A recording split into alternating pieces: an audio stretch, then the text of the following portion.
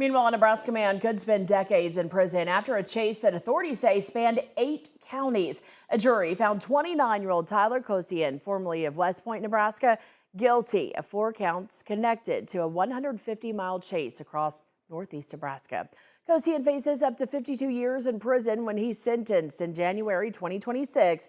Now, the pursuit happened back on February 10th in O'Neill, Nebraska, when law enforcement tried to pull over Kosian's vehicle because they believed he had stolen liquor from a store. During the pursuit through Holt, Antelope, Pierce, Madison, Stanton, Cumming, Dodge, and Washington counties, Kosian repeatedly refused to stop and allegedly threatened law enforcement. He was finally stopped in Washington County and arrested.